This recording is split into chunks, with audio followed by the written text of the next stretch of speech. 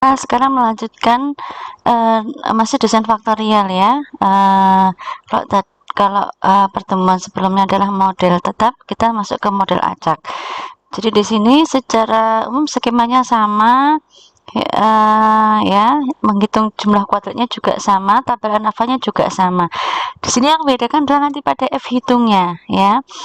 F hitungnya. Jadi kalau model tetap kemarin saya sampaikan bahwa dimana ketika faktor A ini memiliki sejumlah A taraf ya, kemudian B memiliki sejumlah B taraf ya, misalnya A ada 3 taraf, B ada 2 taraf, semuanya digunakan dalam eksperimen. Nah, kalau model acak ini tidak. Jadi di sini jika peneliti mempunyai sebuah populasi dari sejumlah taraf faktor A dan sebanyak A taraf diambil sebagai sampel. Jadi di sini tarafnya tidak semuanya digunakan, dan juga sejumlah taraf faktor B dan sebanyak B taraf diambil sebagai sampel, sehingga ada A taraf faktor A dan B taraf faktor B sebagai sampel di dalam eksperimen. Sehingga di sini ketika A itu punya 4 taraf, maka yang diambil hanya 3 taraf misalnya. Nah, si B ini memiliki 5 taraf, diambil hanya 2 taraf saja. Itu model acak. Maka nanti yang digunakan adalah menggunakan model acak ini. Nah, secara simbol ya ada perbedaan. Di sini menggunakan simbol variansi ya,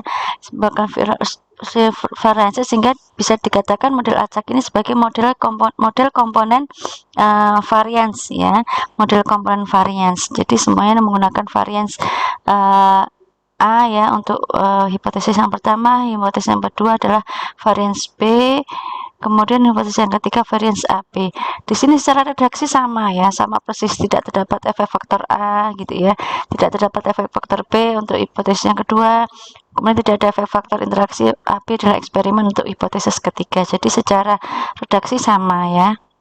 Kemudian yang membedakan adalah apa? Selain penggunaan simbol dari hipotesis tadi, F hitungnya ya. Di sini F hitungnya kita lihat, kalau model tetap dulu kan A per E, B per E, ini B AB per E. Nah, kalau pada model Chamberlain ini kita lihat ini adalah A per AB ya. Jadi di sini A per AB, B per AB, baru yang hipotesis yang ketiga AB per E ya, seperti itu. Kemudian F hitungnya berbeda, maka F tabelnya juga berbeda. Di sini kita lihat ya, bisa dilihat nanti untuk yang F tabel untuk hipotesis pertama ini ada A-1, A-1, B-1.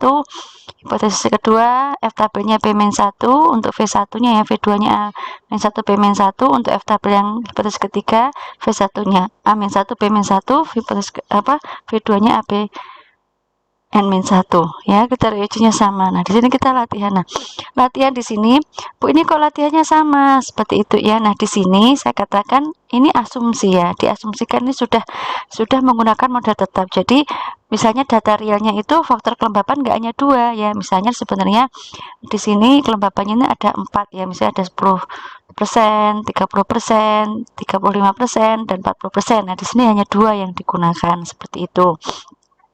Di sini faktor A juga begitu. Misalnya di sini sebenarnya tidak hanya 3 taraf ya, tapi masih ada taraf yang lain. Misalnya 40 derajat, 50 derajat, tapi di sini digunakan adalah 3 ini ya. Seperti ini sudah hasil sampel ya.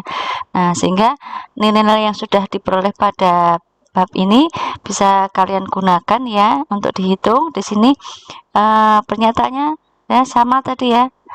Sama dengan yang model tetap. Yang bedakan adalah apa ya, sampai sini sama, di sini yang bedakan di sini dan di sini ya.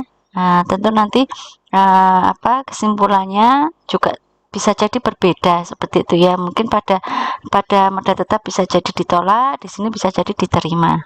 Nah, ini silahkan dicoba ya untuk model acak. Jadi untuk sampai tabel ANAVA sama. Yang bedakan adalah nanti untuk di sini F hitung dan F tabelnya, kesimpulannya juga sama. Jadi di sini kita asumsi itu tidak tidak muncul di sini ya, tapi di sini kita peneliti itu harus tahu bahwa ini menggunakan model tetap karena apa, seperti apa. Nanti coba kita akan bandingkan dengan model tetap apakah akan ada perbedaan. Baik, itu untuk yang model acak. Silahkan selamat mencoba.